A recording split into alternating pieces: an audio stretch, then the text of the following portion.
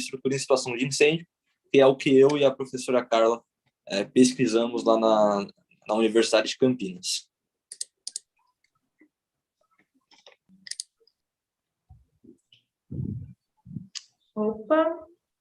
Opa, alguma coisa saiu aqui. E aí, Rafael? Peraí, saiu a tela? Peraí. Saiu a tua tela. Compartilha de novo. Compartilhar de novo, peraí. Hoje os problemas técnicos estão atuantes aí, né?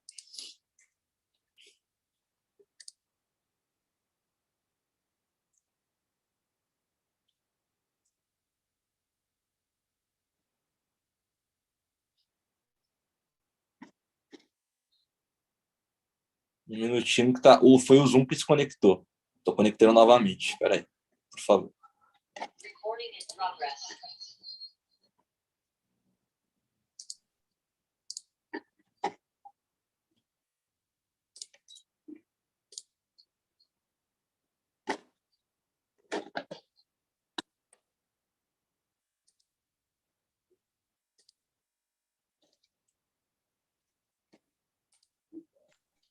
Agora ficou mudo só, viu?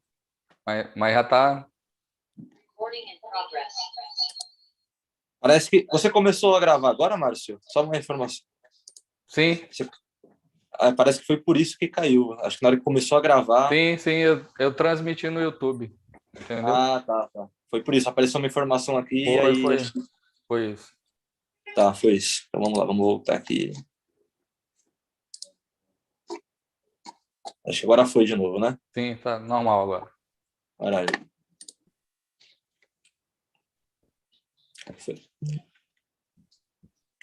Bom, agora vamos apresentar as meninas, uma breve apresentação delas, que elas participaram com a gente no trabalho. Conseguem ouvir o áudio delas? Não, o áudio não está saindo dela. Acho que não vai sair. Então não vai sair. Bom, é a Annelise. Se tu botar o teu celular bem próximo da caixa de som, talvez saia. Mas aí vai acabar dando um eco, acho que vai ficar ruim. Não vai, é só a apresentação delas, eu vou apresentar por elas.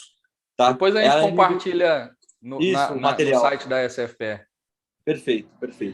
É a Annelise, a Beatriz Camargo, a Júlia e a Stephanie. Todas elas são alunas de escolas públicas, né, em Campinas, e participaram com a gente desse programa. Eu e a professora doutora Carla Neves Costa, que é minha orientadora.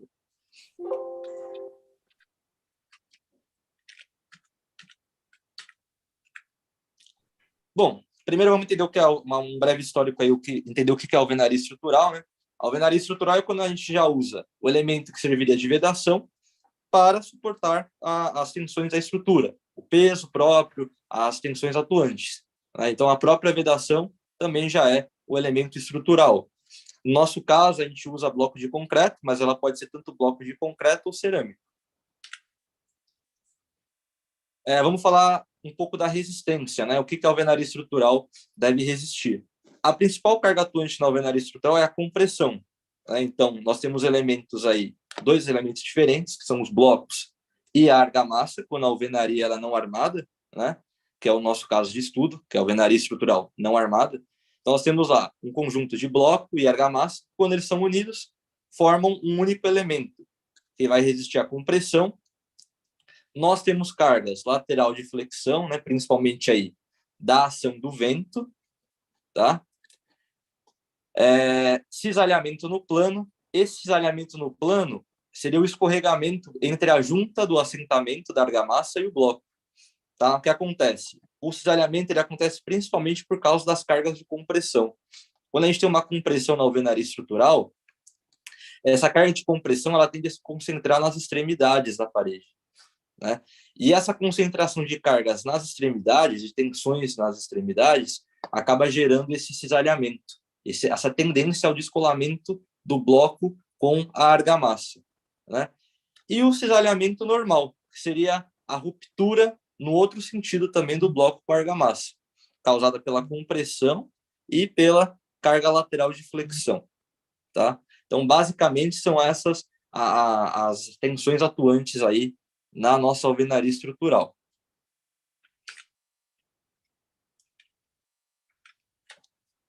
Então, a nossa alvenaria estrutural de blocos de concreto, que usa basicamente o bloco e a argamassa de cimento Portland, né, que a gente usa agregado miúdo, cimento Portland com água, que quando elas estão unidas, formam um único conjunto ali que vai resistir às tensões da estrutura. Bom, aí a gente tem um pouco da aderência, né? O foco da minha pesquisa de mestrado é a aderência da argamassa no bloco, o encontro deles ali, que é super importante, porque você imagina, nós temos aí na alvenaria dois elementos diferentes, a argamassa e o bloco. Eles têm que atuar juntos, né? Então, se a gente tem uma perda de aderência, se a gente tem a perda aí da união do bloco com a argamassa, ela deixa de ter a função principal dela, porque deixa de ser um conjunto único, né? E aí passa a trabalhar de maneira separada. Então, aí, ato de aderir, né? Qualidade do que é aderente, a união das partes, isso significa o que é aderência. E aí, como que se dá essa aderência no bloco com a argamassa, né? Como que se funciona? Existem várias forças de adesão química, mas a principal delas é o travamento mecânico. Aqui nós temos na imagem, o Polito estudou isso, né, colocou no microscópio para analisar. Nós temos cristais de etringita, né? A água do cimento, ali da argamassa, né, ela penetra nos poros do bloco e forma cristais de etringita. Então, aqui na figura 1, 2, 3 e 4, a gente percebe esses cristais penetrados dentro do bloco. E aí isso dá um travamento mecânico entre o bloco e a argamassa. Tá? A gente percebe que alguns cristais são mais finos, né? Como o da figura 1, por exemplo, são mais frágeis, e o da figura 4 são mais largos. Isso se deve à diferença do tipo de argamassa. Quando a gente tem mistura de cal, por exemplo, na argamassa, a gente tem os cristais da figura 1. E conforme eu vou reduzindo a quantidade de cal na argamassa, a gente consegue aumentar aí esses cristais e aumentar o travamento mecânico. Tá? Então, basicamente, é assim que funciona a aderência entre o bloco e a argamassa. O bloco de concreto do nosso objeto de estudo, né? O próprio bloco já não é um elemento único, principalmente quando a gente vai estudar na situação de incêndio. O que acontece? Nós temos aí elementos diferentes, né? Porque dentro dele a gente acaba tendo ar, por exemplo. Então a gente tem uma parede, considerada na parte que é UCA, né? A gente tem assim uma parte sólida, que seria a parede 1 do bloco, a parte interna, que seria a parte vazada, que a gente teria ar, e uma segunda parede, que é a parte externa do bloco. Se a gente pegar no centro e nas extremidades, a gente só tem partes sólidas.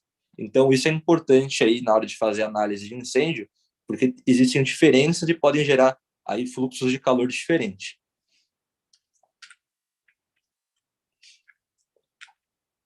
Bom, qual que foi o principal objetivo da nossa pesquisa aí com um programa de iniciação científica do ensino médio? Fazer uma investigação analítica em 1D, usar a equação de Fourier, né, fluxo de calor, condução de calor, toda essa parte da física, da educação básica do ensino médio, e trazer para o ensino universitário e para a nossa pesquisa. Então, nós fizemos essas equações, comparamos com os valores obtidos no software de análise, tá, numérica, foi o LISA que nós utilizamos, para identificar os pontos críticos, para na hora que nós formos fazer os ensaios, os experimentos dos laboratórios, a gente saber onde vai colocar os termopares, onde que são os principais pontos de análise, porque todo o prisma vai ser aquecido. E quando colocar o termopar, eu preciso saber os pontos críticos para ver se aquela região sofreu o mesmo aquecimento que as demais. Então, basicamente, foi esse o nosso intuito com essa pesquisa.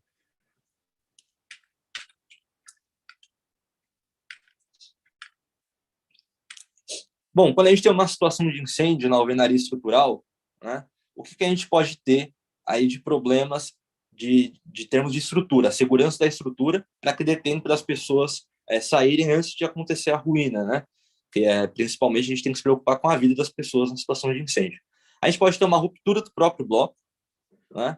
A ruptura da argamassa de assentamento, então nós temos dois elementos aí diferentes, E o descolamento entre a argamassa e o bloco. Conforme eu falei anteriormente, é super importante aí essa consideração do descolamento entre a argamassa e o bloco, porque a partir do momento que eles descolaram, né, a gente não tem mais uma estrutura única. E aí também já perdeu o elemento estrutural. Né? Geralmente, acredita-se que o descolamento vai acontecer antes da ruptura do próprio bloco, né? Porque ali está a parte mais frágil da estrutura. Né?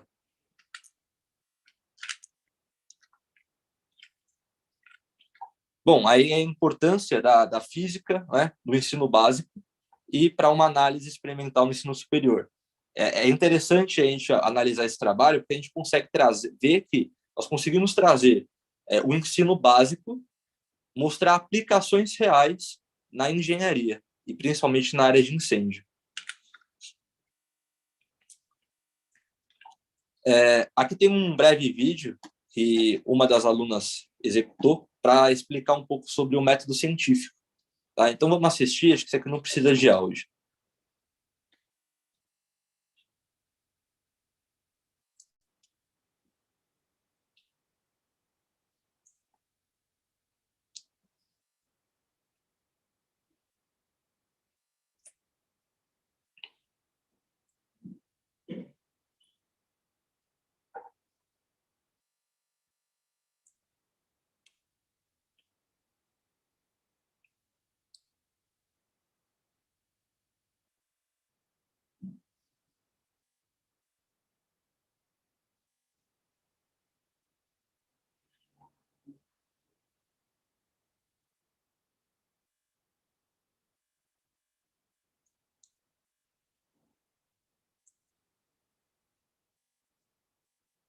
Então, muito bem. Bom, na física térmica, a gente estudou noções de termodinâmica, né, escala de temperatura, tópicos de transferência de calor. Nós estudamos também o incêndio, a combustão, segurança contra incêndio e tópicos sobre métodos numéricos e elementos finitos. Claro, nível inicial para as meninas do ensino médio, mas dentro do que foi possível, nós auxiliamos, fizemos também juntos, né?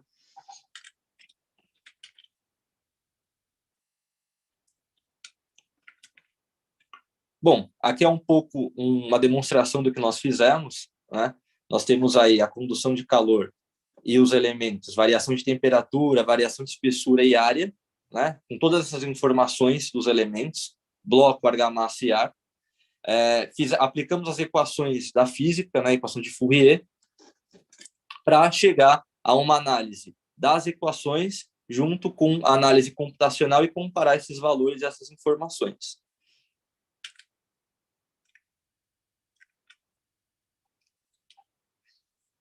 Para o modelo numérico com a equação de Fourier, nós utilizamos 3 modelos de resistência térmica equivalente. Né? Porque é até interessante, inclusive foi interessante para as meninas que eu percebi no trabalho, o entendimento quando a gente fala de resistência. Né? Porque quando a gente vai comparar a condução do calor com, por exemplo, condução de energia elétrica, né? Fizemos um paralelo com elas também sobre isso. Materiais que conduzem bem a energia elétrica também são bons condutores de calor. E aí foi uma coisa interessante para demonstrar para elas. E aí nós aplicamos 3 modelos de resistência térmica equivalente através das equações de Fourier. Né? O primeiro modelo aqui aplicando 3 resistências de forma paralela, né? Que aí nós obtivemos uma resistência equivalente total aí de 3,36, tá? Kelvin por watt. No modelo 2, nós aplicamos aí resistência paralelas e, no centro, resistências em séries. E no modelo 3, resistência paralelas com resistência em séries. Nós obtivemos valores aqui, ó, no modelo 1 para o modelo 2, bem próximos, né? E no modelo 3, aí com 3 Kelvin por watt.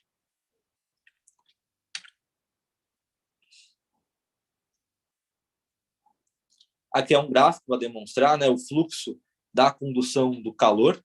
Tá? Então, variou a temperatura, vai aumentando o fluxo de calor, tá? Por condução. A gente considerou, nesse caso, só condução. Nós consideramos o ar aí como um elemento sólido. Tá? Então, aí a gente vai perceber aí no gráfico a discrepância de um modelo para o outro, com 3 resultados diferentes.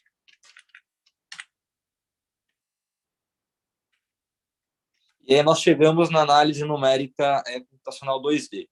Né? Nesse primeiro gráfico aqui, nós podemos analisar o fluxo de temperatura, tá? A diferença de temperatura. Na parte inferior aqui, ó, vocês conseguem ver o meu mouse, Márcio? Consegue, né?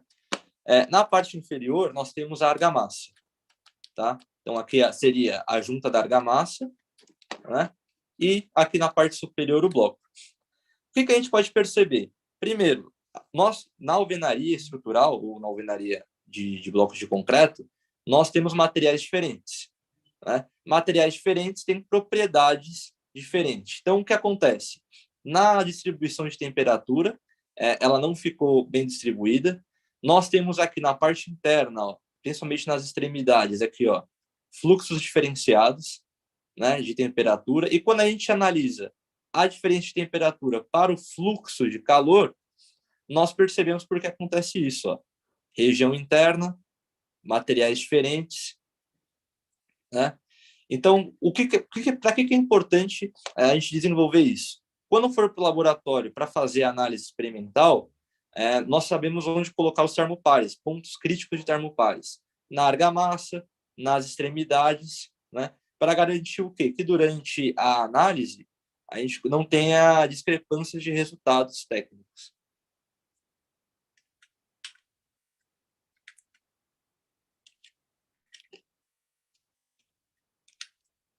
Aqui uma malha mais refinada da análise numérica, né? Então, aí nós temos lá variação de temperatura, né? Numa face que chega a 1000 graus, né? Na outra 293, em média. Então, tem um fluxo de calor. De novo, materiais diferentes, né? Argamassa e bloco. E na parte central também, ó, né? E nas extremidades, que são as paredes, que eu falei inicialmente. Então, assim, não faz de forma... A distribuição não acontece de forma homogênea. Tá? Então, é importante manter aí a análise experimental com termopares para a gente analisar isso de forma mais clara.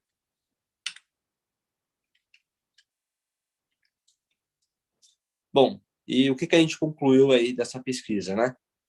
Nós fizemos aí 3 modelos de circuito térmico, diferença significativa, né, nos fluxos quando você considera um modelo para o outro. O gradiente térmico não é constante, né, varia nas duas direções. E o fluxo de calor não é unidimensional. Né? A gente tem vórtices de fluxo ali, igual eu mostrei nas extremidades, diferença de materiais, porque a gente tem uma parte interna que é oca, que é ar, nós temos aí um material argamassa, que a propriedade é diferente do bloco de concreto. Né? E uma outra observação importante também é que a gente não pode considerar o elemento bloco de concreto com as mesmas características do concreto armado, né, quando a gente trata de situação de incêndio. Por quê? Primeiro, que o bloco é produzido com um que a gente chama de slump seco, né? Então, altera aí as características dele. A mistura é diferente. Então, a gente não pode pegar os valores que a gente conhece de condução, as propriedades térmicas do concreto armado, que já é bastante conhecido, e dizer que só porque o bloco é de concreto que a gente pode usar essas informações. Não, elas se alteram exatamente por causa do slump, da mistura, que são totalmente diferentes. Então, as características dos blocos, elas são específicas dos blocos de concreto. Não se pode confundir aí com as características do concreto armado, tá? O concreto convencional que se usa no concreto armado. Bom, para análise experimental, a gente concluiu que é necessária para avaliar a resistência térmica equivalente o campo de temperatura nos cantos, nas extremidades, na parte interna do bloco e no encontro entre o bloco e a argamassa, né, a gente tem que colocar os termopares nesses pontos críticos. Né? E agora, quando for partir para o laboratório, já sabe quais são os pontos que devem ser colocados os termopares para fazer uma análise correta. Aqui, um agradecimento, né, das meninas, da professora Carla. Nós agradecemos aí o Programa de Bolsa de Iniciação Científica da Unicamp, a CNPq, a Pró-Reitoria da Pesquisa do Unicamp e a SFPE Brasil aí pela oportunidade de a gente apresentar nosso trabalho Obrigado pela atenção de todos. Se alguém tiver alguma pergunta, alguma dúvida, estamos à disposição. Ao Rio. As perguntas eu vou deixar para o final. A gente vai ter o momento do patrocinador agora. Certo. E no final a gente faz a mesa redonda, que vamos, né? Aí sim abre o espaço para as perguntas. Tá Thaís? ótimo, Marcos. Obrigado, Rafael. Eu que agradeço. Oi. A Thaís vai apresentar. Hoje o patrocinador é a Elfire. Passa o co-hosting para o Kylon. Tá? Tá bom. Deixa eu pegar a apresentação aqui.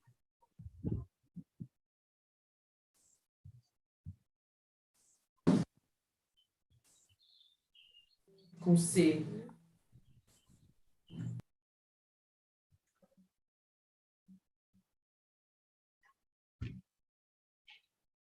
Vocês estão vendo minha tela já? Sim.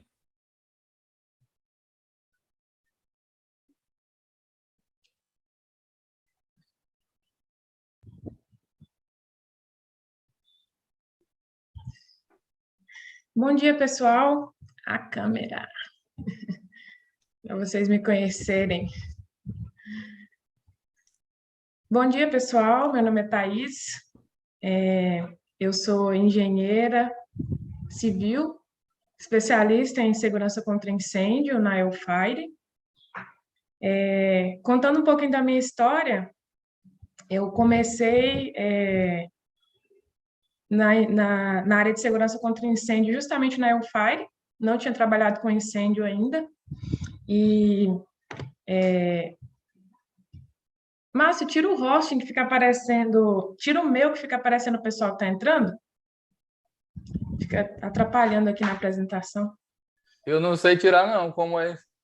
Ixi, eu também não sei. Então vamos seguir. Só se tu... Pegou ele para cuidar. Não é nem? Peraí. Deixa eu tentar, só um minutinho, peraí. Tá. Thaís. Ok. Vê agora. Tá, não tá aparecendo mais.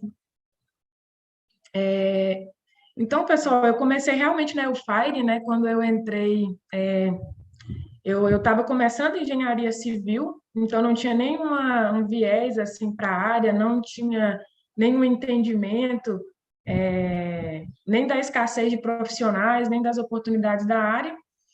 Então, eu comecei na Elfire.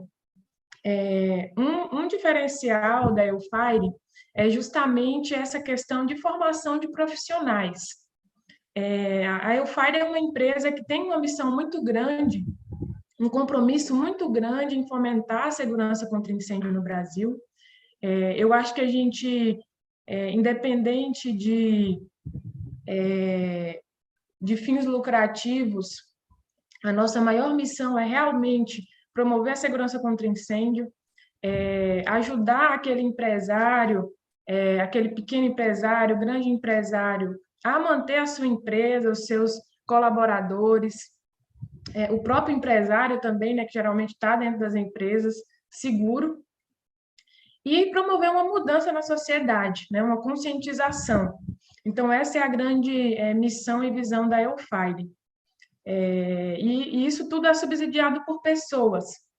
Então, a gente procura por profissionais que, independente de já estarem na área há muito tempo, ou estarem iniciando, mas que tenham uma simpatia pela área e queiram começar. Então, a gente trabalha muito formando profissionais. Essa é a nossa grande missão. A gente gosta muito de estudar, a gente gosta muito de ensinar, e temos esse compromisso com a área. A Elfire tem aí mais de 10 anos de mercado, surgiu justamente dessa necessidade de engenharia mais avançada, então, de sair ali do básico, das normas básicas e trabalhar com sistemas para proteção de riscos especiais, para veículos off-road, para máquinas agrícolas, para data centers, máquinas aí e equipamentos que custam milhões de reais, proteção de vidas, né? Então, a nossa jornada aí de 10 anos é pautada em cima de engenharia, de muito estudo, de muito embasamento técnico e muita responsabilidade, né? Eu acho que a minha paixão pela engenharia veio justamente por essa responsabilidade com as pessoas. Então, desde o engenheiro que projeta lá edifícios, residências, ele tem uma responsabilidade como se fosse um médico. Então, é isso que eu entendo como engenharia, essa responsabilidade. Nós também trabalhamos simplificando toda essa parte de proteção contra incêndio. Então, para quem não tem esse conhecimento da área, tudo é muito obscuro. A pessoa visa ali somente ficar regular, ou com um corpo de bombeiro, ou com uma seguradora. O empresário não, muitas vezes, não está atento à essência da proteção contra incêndio, que é a segurança. Ele está pautado ali apenas em liberar a empresa dele para funcionar, em ter todas as documentações. Ali ele pega aquele documento, engaveta e não... E durante um ano inteiro, ou mais de um ano, dependendo, ele não olha aquela documentação, ele não faz nenhuma ação ali em cima de segurança contra incêndio. Então, a gente procura, primeiro, tirar essa parte burocrática das empresas, para que elas não fiquem focadas nisso. Então, a gente faça da parte burocrática, e o que a gente envolve mais as pessoas é justamente na parte de segurança. Tá?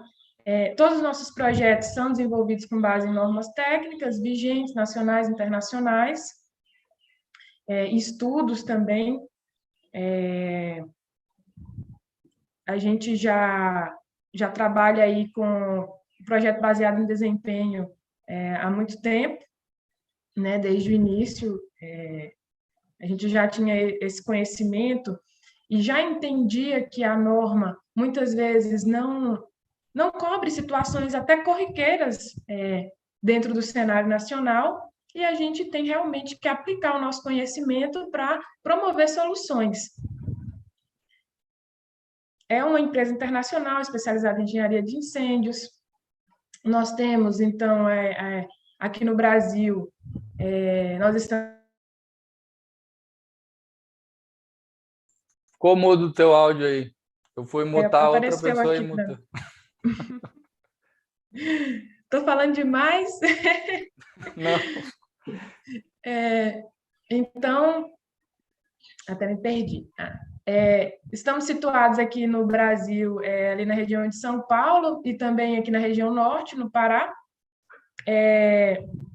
Temos também a EUFIRE nos Estados Unidos, EUFIRE Technology.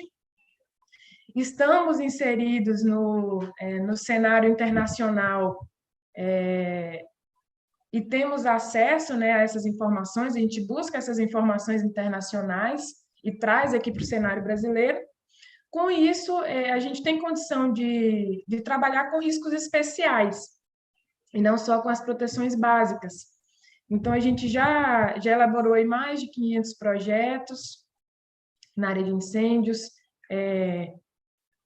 muitos deles com aprovação no Corpo de Bombeiros, incluindo aí hidrelétrica de Tucuruí, hidrelétrica de Belo Monte. Atendemos a Vale aí desde o início, que foi quando surgiu a EUFIRE, justamente por essa necessidade de engenharia. Então, a gente já atende a Vale aí há mais de 10 anos, em riscos especiais. Então, são veículos fora de estrada, grandes equipamentos de mineração, também data centers, cabines de telefonia, subestações elétricas. São riscos necessários, né? São edificações que a Vale tem muito na sua área e que realmente pega fogo, viu? e não é pouco. Realmente, a incidência de incêndio é grande nesse tipo de risco. Contamos com mais de 100 projetistas, justamente pelo trabalho de formação desses profissionais. Então, a gente acaba gerando um contato mais próximo, um network, o que permite para a gente contactar profissionais hoje em todo o Brasil. Então, qualquer demanda a gente tem condição de atender justamente por essa proximidade com esses profissionais, e temos esse viés de responsabilidade para fomentar a área, para trazer desenvolvimento, né, em parceria com outras empresas também e com as instituições que já estão formadas. Essa é basicamente a trajetória da EUFIRE e os princípios, missões. Obrigado, Thaís. Já terminou? Ia falar dos diferenciais. É Então, rápido falamos aí agora. que tinha A maior acabado. parte já foi. É difícil falar da EUFIRE, gente. Em 10 anos eu sou apaixonada pela EUFIRE. Realmente, assim, Deixa eu te ajudar. Pode falar. Tá? Pessoal, essa empresa eu sou um dos diretores, tá? Então, a Thaís é a minha sócia no Brasil. Ela tem 26 anos, Thaís, né? 25. 25 anos, né? E liderou projetos como, né, Belo Monte, Vale. Então, os maiores projetos de riscos especiais do Brasil, né, promovido aí por uma jovem, né, que aprendeu comigo, entendeu? Então, a engenharia de incêndio ela tem esse contexto. São informações raras, mas que, se você tem a roda rodando, né, você não precisa aprender do zero. Esse é o grande detalhe que a gente tem.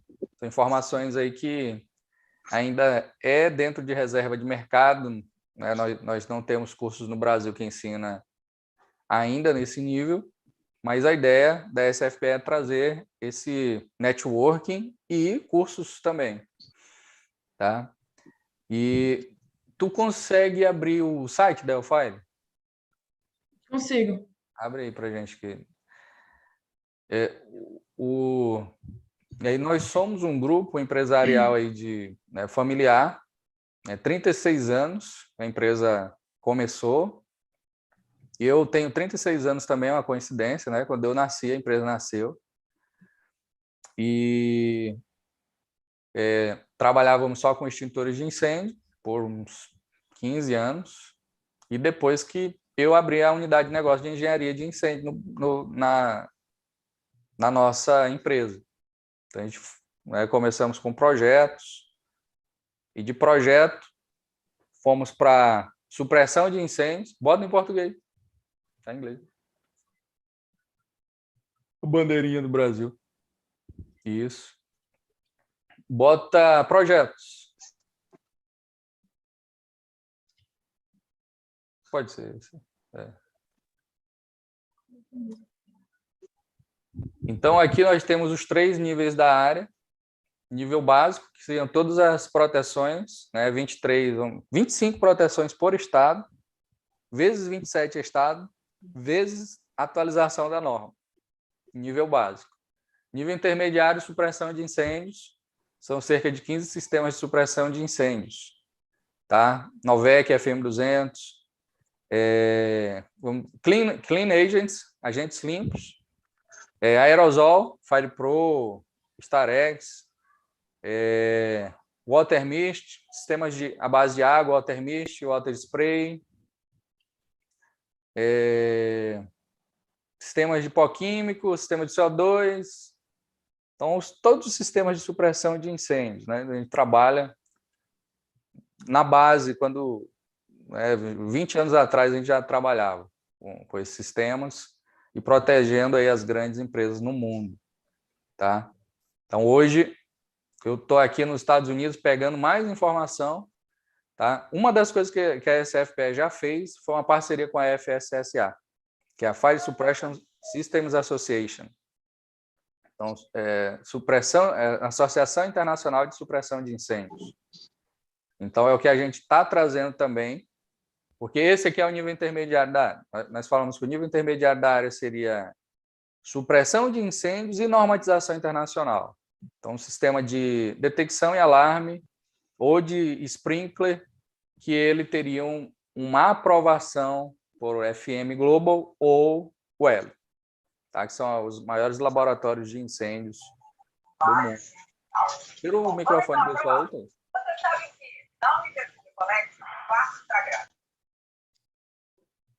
E o nível avançado é projeto baseado em desempenho. A gente começou também na base, ó, projeto da usina de Tucuruí, Belo Monte. Não tem normas para isso. A gente tem que fazer um trabalho baseado em desempenho, certo?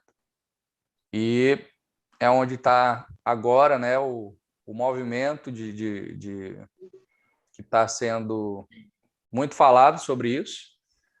É uma tendência para o Brasil, porque é uma proposta, em vez de termos normatização vasta, né, temos aí 670 normatizações no Brasil. Então, para eu fazer um projeto no Brasil, eu tenho que saber todas as normas e lidar com atualizações ainda. Então, se tiver uma atualização, já duplicou. E fogo é fogo no Brasil, na Argentina, em qualquer lugar.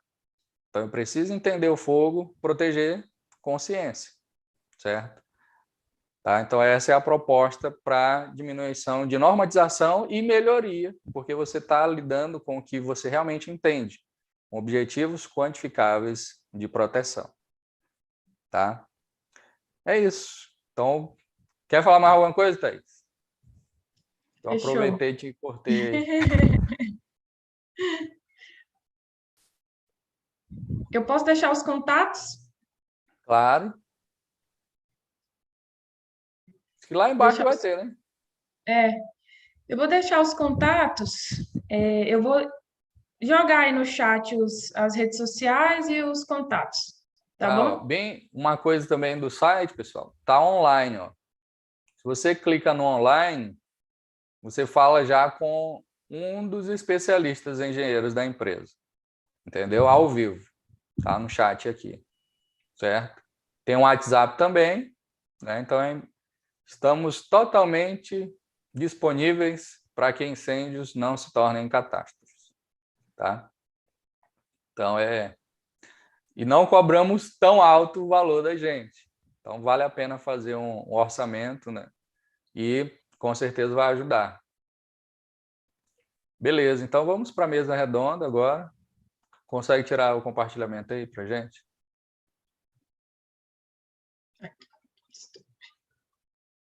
Pronto. Beleza, a Carla está aí. Carla, quer comentar alguma coisa já do... Carla é uma das professoras doutora da Unicamp, né? Olá. Olá. Não sei, aí eu não sei se já está na hora aí do pessoal já está fazer pergunta, eu não sei. Se Já está agora na é a hora, hora. agora já está livre agora. Agora é a hora das é? perguntas e comentários, considerações. Algumas complementações é que eu acho que não dá para... Dá para você compartilhar, Rafael? Dá sim, professora. Peraí. Os slides de resultados, porque esse trabalho foi muito interessante, porque embora a gente estava focando aí um pouco na física do ensino médio, a gente integra os alunos do ensino médio com o que a gente está fazendo. Então, na verdade, assim, a gente não criou a pesquisa para eles. A gente tem uma pesquisa, a gente sabe que tem ali um assunto que a gente pode adequado, né, vamos dizer, um assunto que é adequado ao nível de conhecimento dos alunos do ensino médio.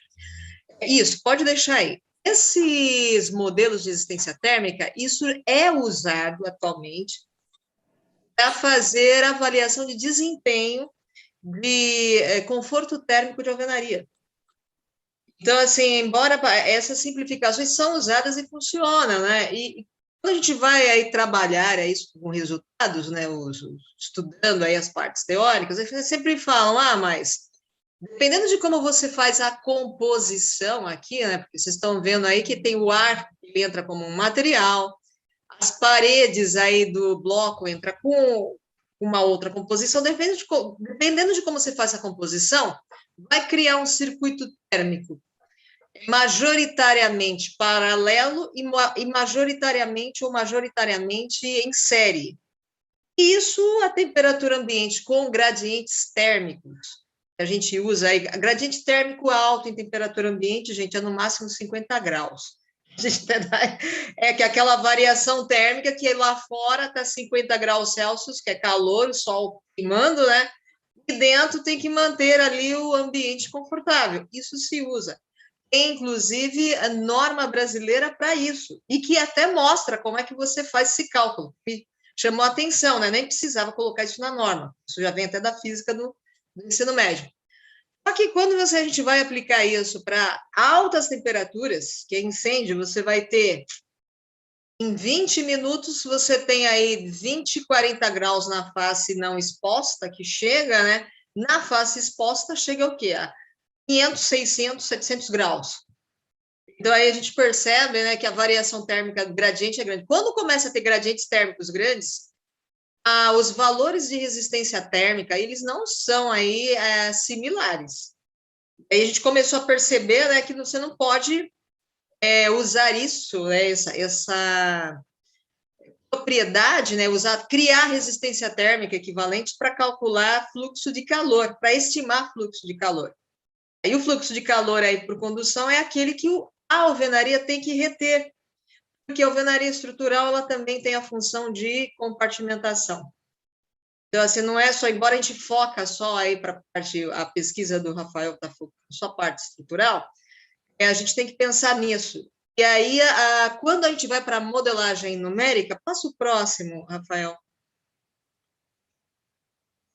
E aí a gente foi, não, na modelagem numérica a gente já consegue. Bom, aí a gente mostra, né, que quanto maior a diferença de temperatura entre a face exposta e não exposta, se você tem uma diferença que chega a 800 graus, porque isso é comum em incêndio, dependendo do incêndio, você tem dentro do compartimento 900 graus, e lá fora, né, na outra face exposta, muito menos do que isso.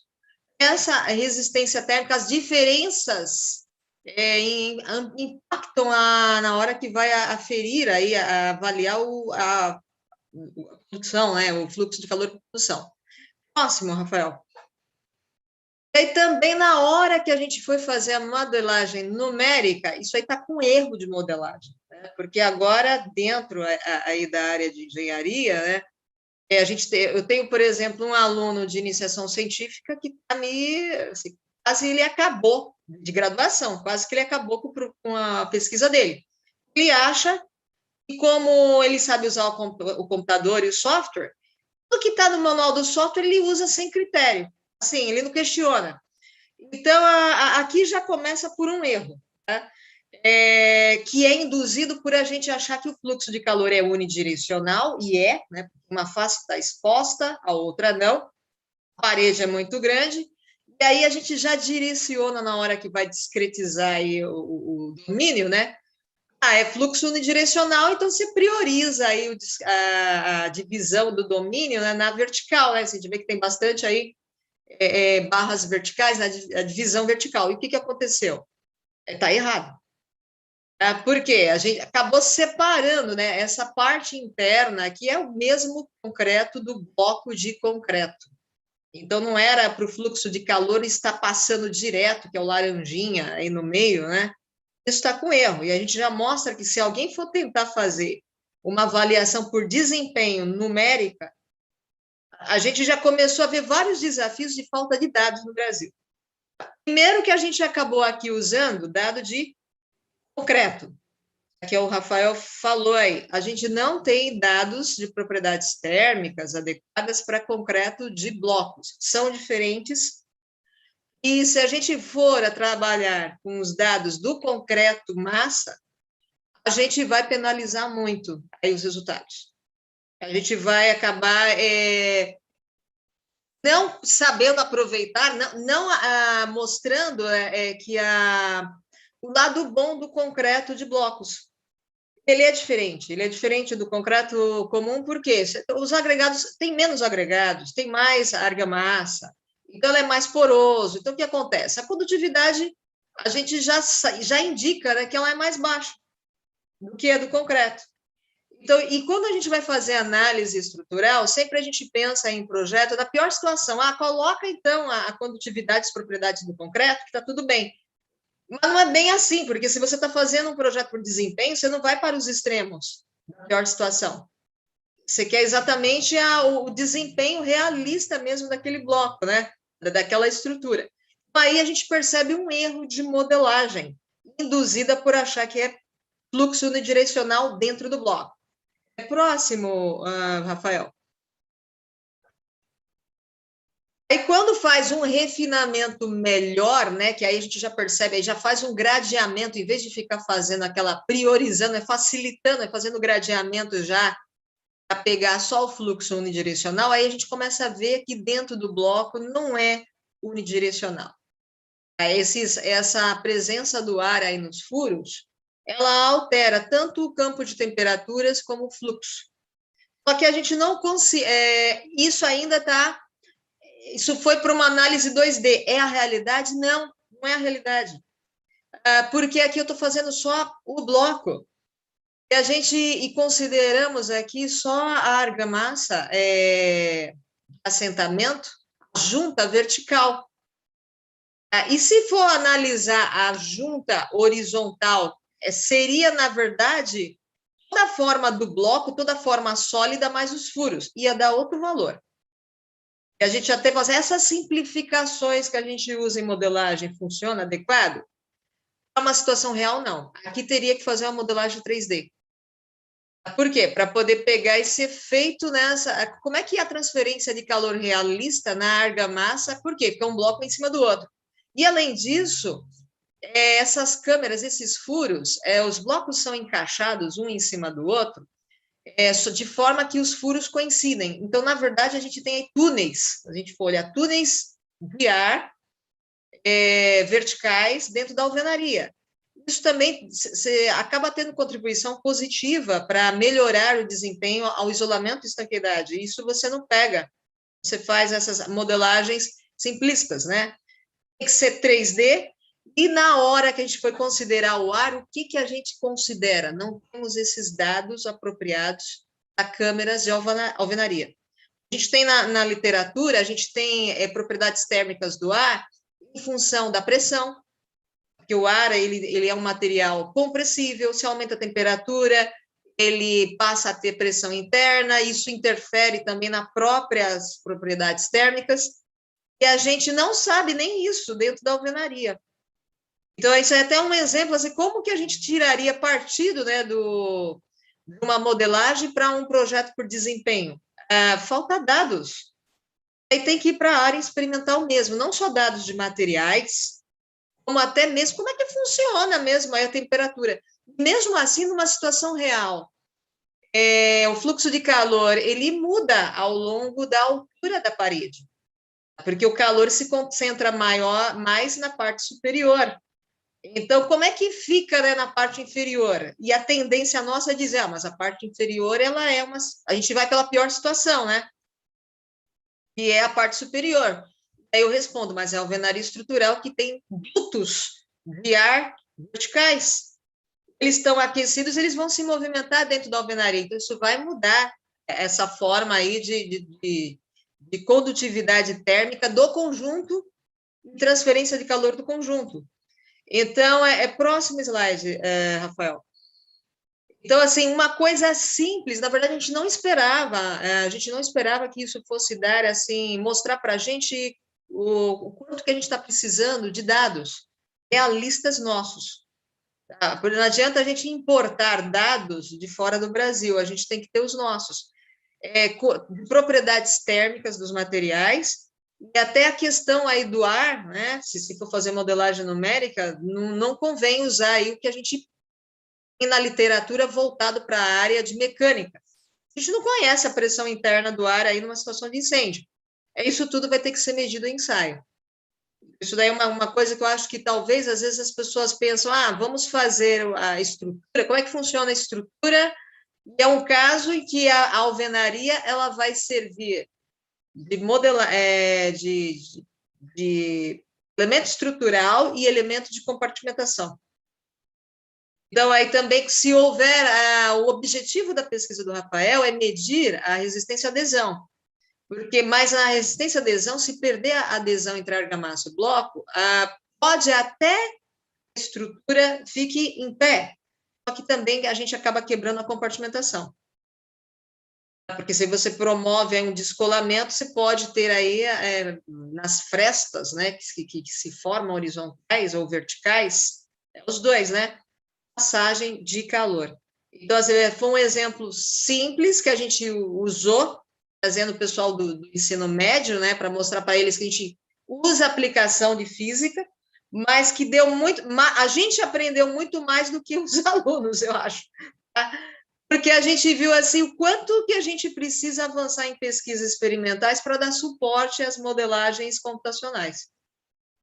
Isso daí é uma coisa que eu queria complementar. Fica até à vontade, Márcio, você que gosta aí de modelagem, né? Eu acho que é até interessante aí, até que eu peço para você aí o que você achou disso?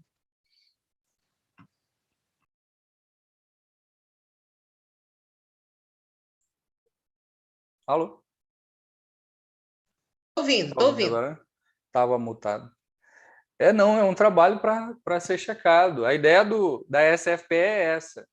Não só uma pessoa, mas todos, né? A gente, em comunidade, em irmandade, fazer o uso do software, fazer o uso de testes. Mas a ideia é essa, a gente meter a mão na massa juntos, aprender juntos. Tá? Eu ainda não tinha visto, né, nesse detalhe de blocos de concreto. Né? É a parte experimental quando a gente está entrando para a parte de estruturas, né? Por que também a gente usa, né, modelagem numérica, mesmo que simplificada, antes de ensaios, para não perder material, não perder instrumento, porque às vezes, por exemplo, se a gente não faz uma modelagem para numérica, a gente não vê quais são os pontos em dúvida. Aí o que a gente pode fazer? Vamos pôr termopar só na região das argamassas e não coloca dentro do bloco para saber como é que funciona o ar. Até mesmo, né, colocar até tanto, né, no prisma, porque o prisma que a gente faz, eles são 4 blocos. Não é isso, Rafael? Rafael, fala mais sobre o corpo de prova representativo da rede estrutural. Não é só um bloco, né? A gente faz com 5 blocos para simular um pedaço da parede. E aí até é interessante ter que trabalhar com o termopar em duas, mesmo no furo, né? Para a gente saber como é que funciona a temperatura dentro, aí no ar. No primeiro nível, né, no topo do prisma, né, no furo, dentro do furo, no topo do prisma, e dentro do furo, na base do prisma. Só para a gente já medir como é que é essa mudança de temperatura na vertical. Que isso é importante. E também essa parte da gente não perder tempo, também não perder equipamentos, porque cada termopar que a gente usa é descartável. Então, a gente vai ter que posicionar nos pontos da argamassa, onde vai ter maior temperatura, que isso serve para fins estruturais de adesão.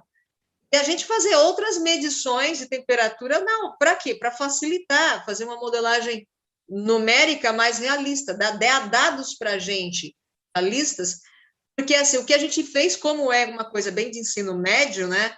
A gente usou propriedades térmicas constantes, e na prática não é isso que acontece.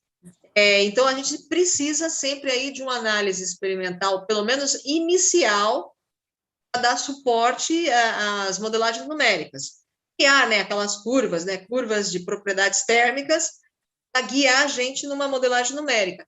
E aí a gente percebe quanto que a gente está engatinhando nessa área, né? Porque quando você mostra a esses pesquisadores, alguns nomes são conhecidos, né? A gente importar dados, né? Isso mostra que outros países não tão ricos assim já tem aí uma avaliação, né? Um estudo, já vem pesquisando isso, já tem dados para fazer projeto por desempenho que nós não temos.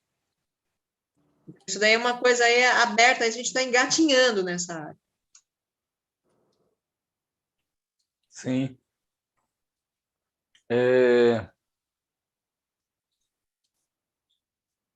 Rafael, ia falar alguma coisa dessa parte? Ou... Não, acho que está tranquilo. Acho que tá. O professor Carlos já acabou de falar bastante o que era essencial, então tá tranquilo. Não, o Rafael falou na hora que ele estava apresentando, né, ele mostrou a foto, né, bem aqui, depois da modelagem, que ele percebeu onde colocar o termopar. Né? Isso daí foi, para mim, abriu uma mentalidade de softwares também, porque ainda em teste, que a gente não vem fazendo teste, né, corpo de teste. Normalmente a gente pega o dado já né, validado de uma pesquisa e usa no software. Ou entra em uma perícia e tenta replicar os valores para encontrar a intensidade do incêndio, né, para conseguir valores. Mas fazer o teste e descobrir a posição antes de gastar o equipamento, ainda não tinha percebido isso. É importante. Ganhar tempo, né? Porque isso pode economizar também a ensaios. Porque aí você já sabe pontos, por exemplo, vê no slide anterior, Rafael, por favor. Antes, isso aí. Esses pontos aí que a gente está vendo volta, isso mesmo. Esses pontos aí que a gente está vendo que tem mudança do fluxo de calor dentro do furo, aparece uma cor verde diferente, né? É ponto que merece a gente pôr aí um termopar grudado nessa região, termopar grudado nos cantinhos do furo. Tá? Termopar no meio do furo, no topo, né, do prisma. O termopar no meio do furo, na base do prisma, para poder pegar o efeito, né, da transferência de calor na vertical. Porque na situação real você tem, né? A transferência de calor interna ela não é só unidirecional. Isso tudo facilitou para a gente, né, ver aonde que a gente deve pôr, né? Onde que a gente deve focar aqui os pontos de dúvida. Bem, a gente faz isso. Tá? Até porque, como a gente não tem dados, como você falou, você vai fazer uma modelagem aí, você está trabalhando com dados já existentes na literatura, a gente não tem dados. E quer ver uma outra situação? Achar dados de propriedades térmicas de argamassa. É um negócio de argamassa, principalmente argamassa de cimento Portland. Eu tive que revirar a internet, banco de pesquisa, são pouquíssimos dados. Mesmo assim, eles não dão para altas temperaturas totais. Por exemplo, o pesquisador só fez até 300 graus. 300 graus não é nada, né, para um incêndio, né?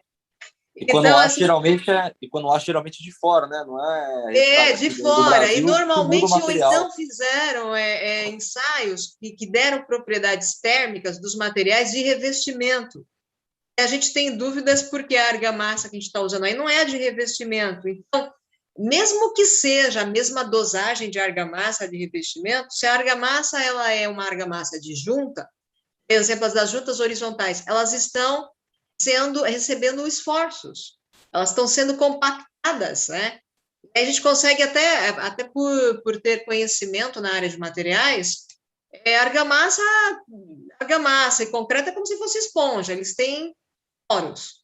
Se eles estão ali, a argamassa das juntas horizontais estão sendo compactados, né? Diferentes, como é que funcionam as propriedades térmicas? Então, porque a gente não está trabalhando em altas temperaturas até 100 graus, que isso a gente encontra. Inclusive, aí na norma de transmitância térmica, né, transmitância térmica é o inverso da resistência térmica, para avaliar o conforto térmico de alvenaria. Tem. A gente pega propriedades térmicas de argamassa. A gente pega até as propriedades térmicas do ar. A gente acabou usando aqui como um exemplo, né, que é constante, é uma situação em que você tem aquela variação térmica normal aí de frio e calor durante o dia.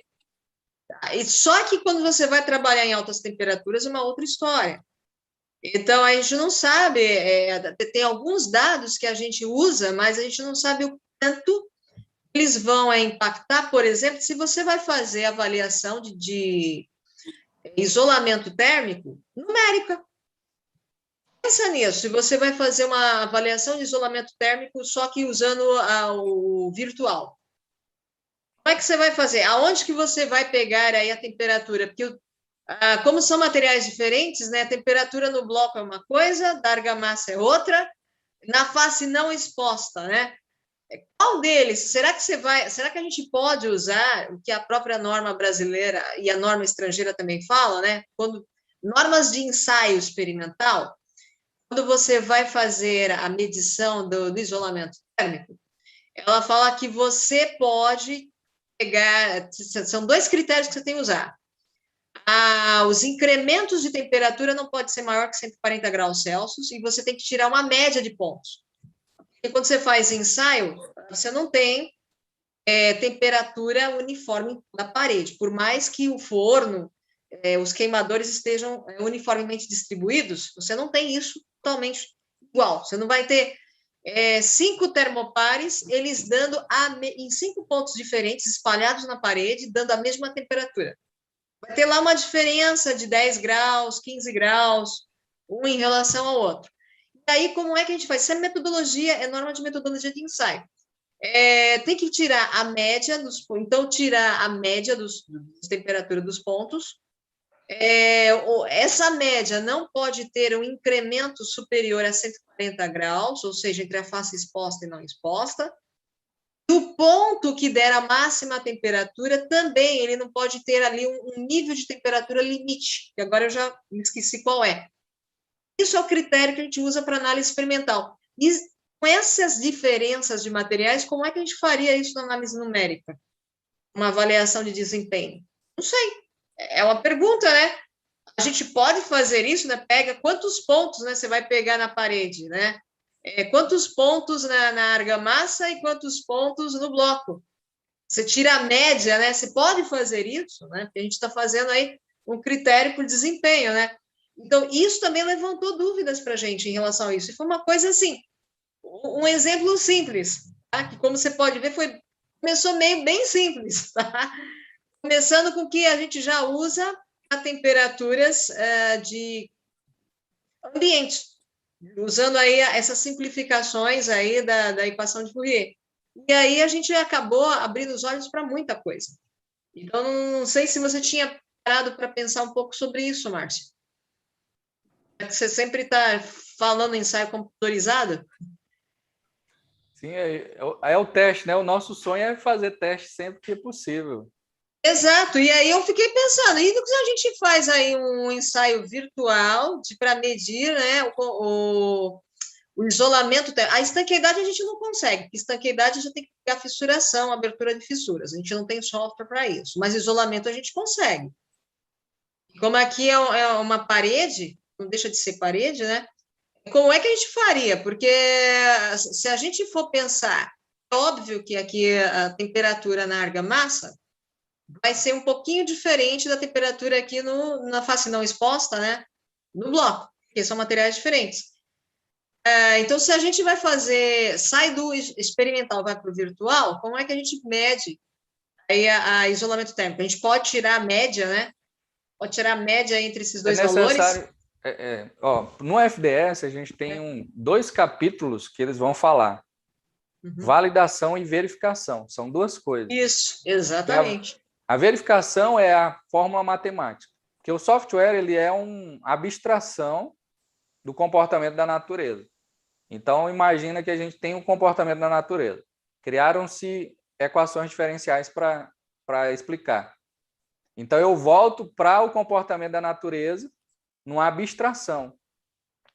Mas o importante não é nem a abstração, é o cálculo para entender se o fenômeno faz sentido ou não, se está comportando conforme a equação ou se fugiu.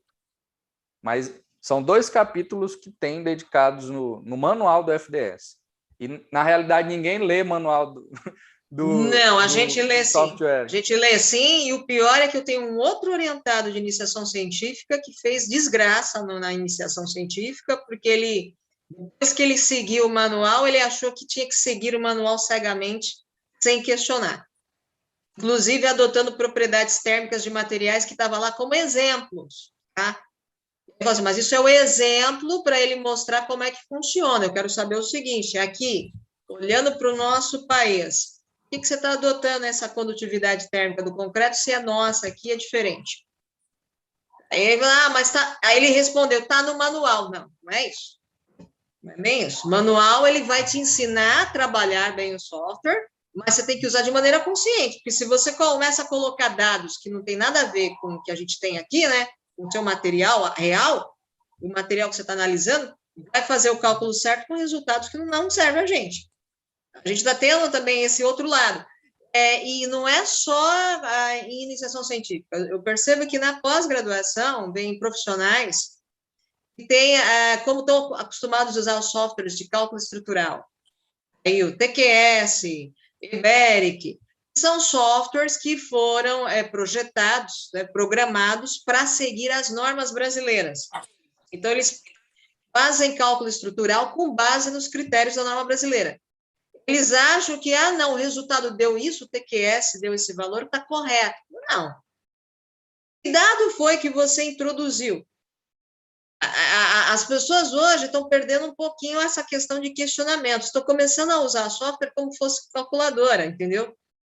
Porque na calculadora hoje, né, você, por exemplo, você vai calcular a raiz quadrada, você não questiona que método numérico ele está usando, né, lá dentro para fazer o cálculo da aproximação da raiz quadrada de 3. Tem, sim, um algoritmo dentro da calculadora.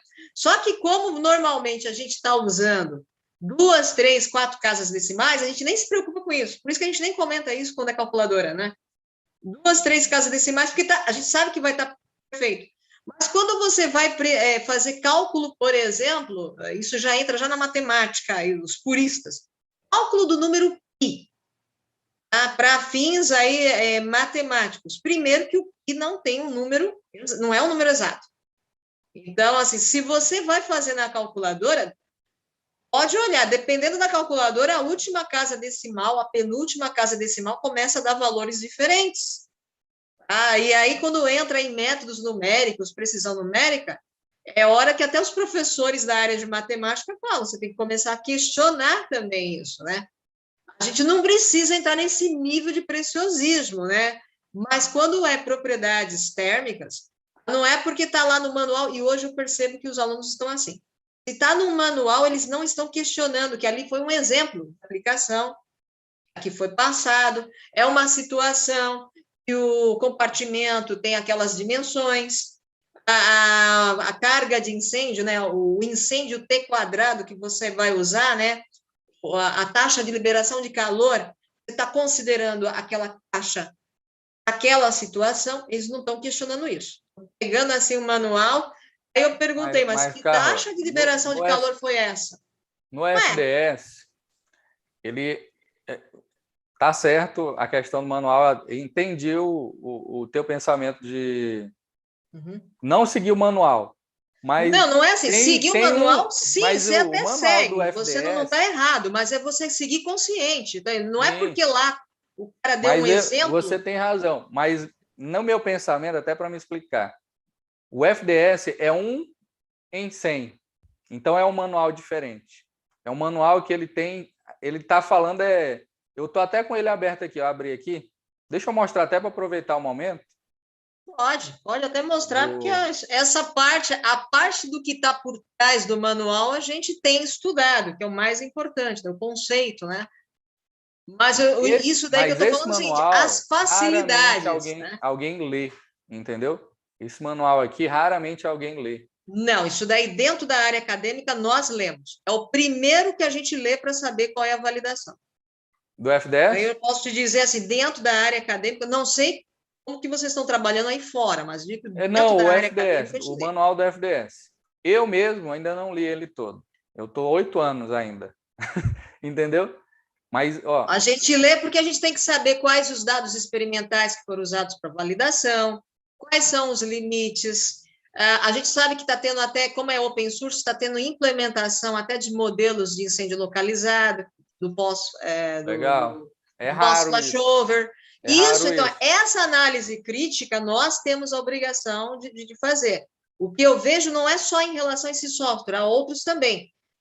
O aluno, ele pega o exemplo dado ali no guia e não questiona. Então, por exemplo, é o óbvio, né? Se aí foi usado aí uma situação em que o material da compartimentação tem uma condutividade térmica, você não vai pegar aquele valor que foi usado aí como exemplo e achar que toda a parede tem aquela condutividade térmica, tem aquela propriedade térmica. E o que eu vejo é exatamente isso que os alunos estão fazendo.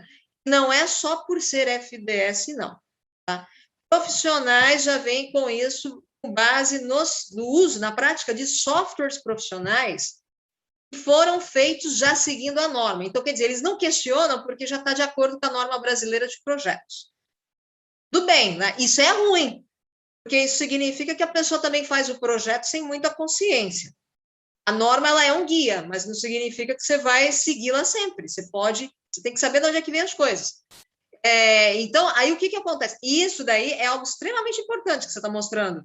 É a base conceitual da termodinâmica que está sendo usada por trás do software. E essas leis da termodinâmica, ela tem limitações, algumas vezes, tem hipóteses, não vou nem dizer limitações, são hipóteses, e o pessoal não está nem aí, está atropelando isso daí.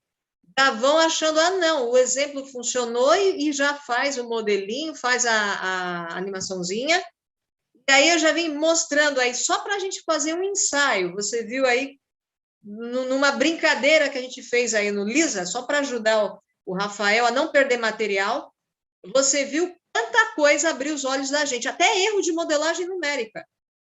Aí da discretização, a forma de discretizar aí a estrutura, levando a gente a ter erros até numéricos, né? E isso daí foi uma coisa assim, que para a gente foi enriquecedor. Eu acho que a iniciação científica mais produtiva que eu tive, mesmo sendo de ensino médio, que eu nunca imaginava. Sim, não, eu também considero aí um dos...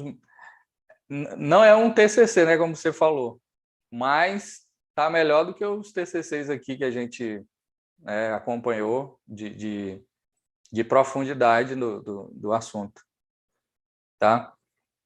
Ó, da validação, são casos, por exemplo, aqui, ó, a agência de aeronaves aqui, ó.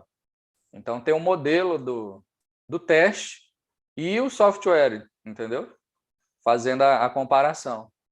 Então, essa parte de validação aqui já é um modelo para acompanhar que já está validado, entendeu? Então, é uma resposta aí da pergunta que você falou. Como fazer para validar, né? Então, tem várias maneiras, mas é o modelo científico aí que o Rafael mostrou também, né? Mas é isso. Deixa eu ver se alguém tem alguma pergunta. Pessoal, alguém quer fazer alguma pergunta?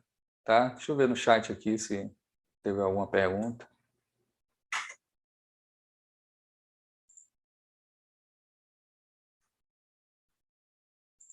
Thaís, não tem nenhuma pergunta. O pessoal ficou tímido aí.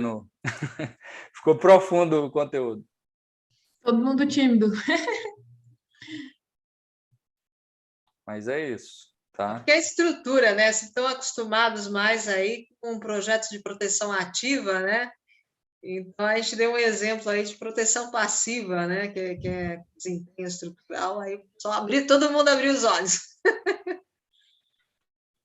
Tá começando, né? O pessoal tá participando. Hoje nós estamos aí, né? Aumentando os números de membros. Começamos um grupo no Telegram, que no Telegram a pessoa já entra, já tem o histórico das mensagens que já está acontecendo no grupo. No WhatsApp, quando a pessoa entrava, aí ficava perdido, ninguém nem conversava. Então, com o Telegram já é algo novo que a gente está fazendo. Aí foi uma mudança dessa semana. E toda semana a gente está bem ativo fazendo pesquisa, lendo material novo.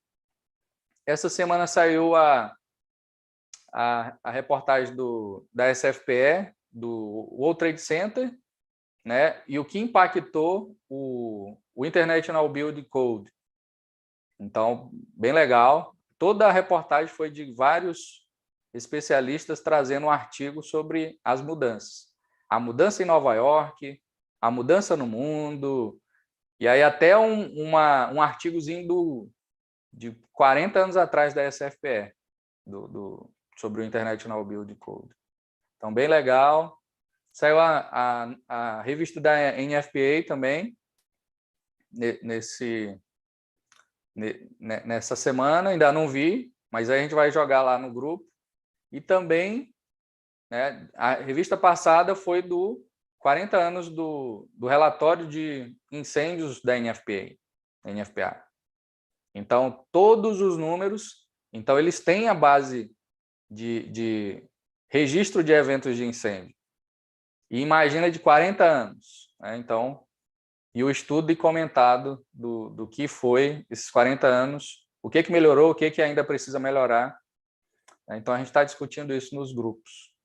Tá? Então, é isso. Ninguém tem pergunta. Alguém quer falar alguma coisa no final? Obrigado, Rafael. Obrigado, Carla, mais uma vez. Tá? Os agradecimentos aí, considerações de vocês finais. Está tendo pergunta sim. Tendo pergunta sim. Tem? Acho que teve uma pergunta agora. Ah, chegou agora. É o Flávio. Flávio, se quiser também perguntar com áudio, é só abrir o microfone.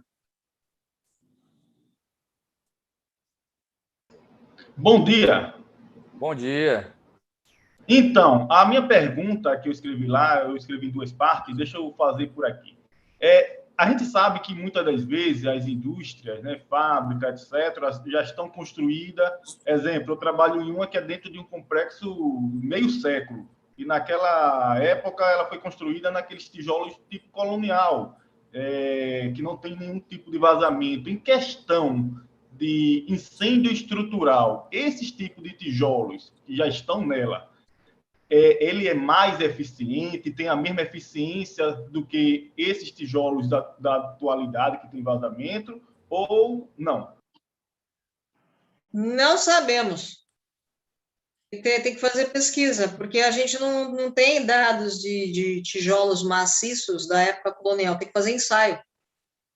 É possível que o bloco, aí já depende, né? Se for um bloco de cerâmico vazado, o ar ele entra como isolante térmico. Então, como eles são vazados, é possível que o bloco vazado tenha um desempenho melhor de isolamento. Mas isso a gente dá essa resposta especulativa com base em conceitos, né? A gente sabe conceitos e resultados aí de ciência específicos, científicos, né? Condutividade, propagação de calor no ar, ela é mais baixa. O ar ele serve como isolante térmico, tá? Então, assim, é possível que o bloco cerâmico ele possa ter uma condutividade mais baixa, portanto, né, um isolamento mais eficiente.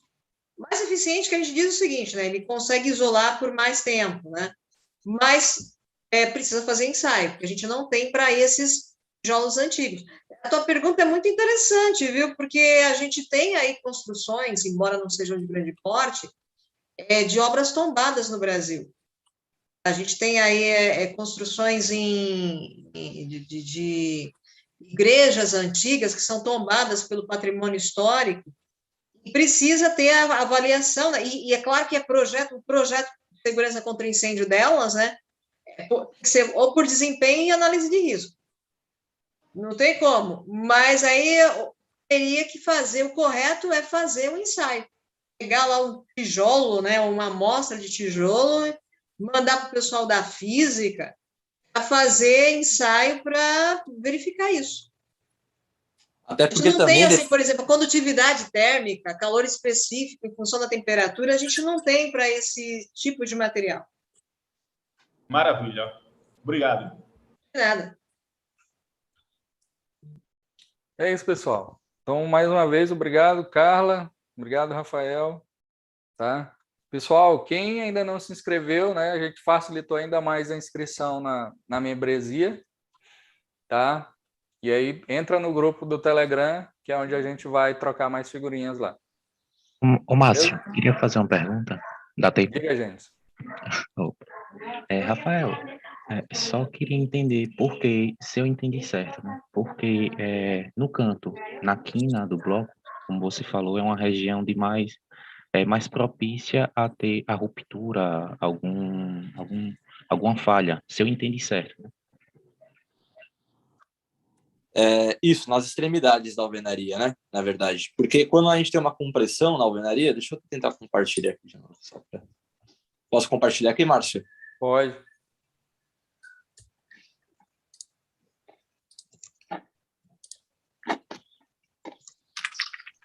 Vou voltar aqui os slides.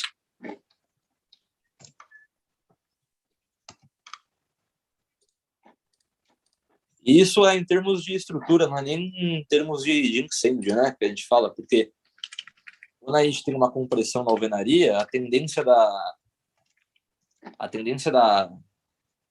das tensões, elas irem nesse sentido aqui, ó.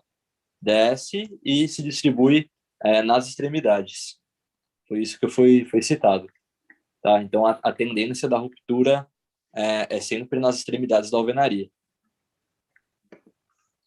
Ah, entendi. Aquele cone, o cone que se forma, basicamente, né?